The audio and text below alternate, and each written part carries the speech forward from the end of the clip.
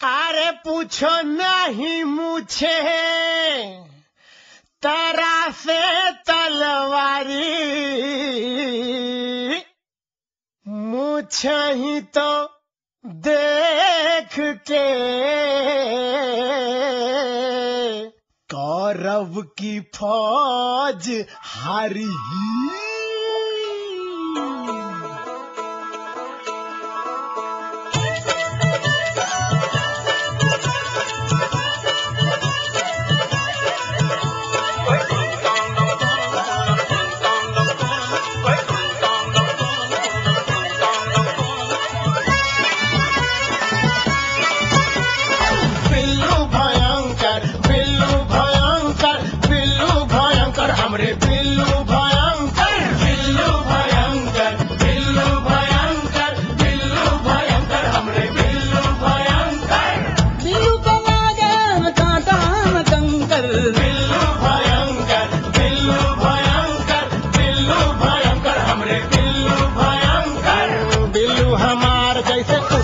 की धार जैसे साबुन की झाग जैसे लोशन खुशबूदार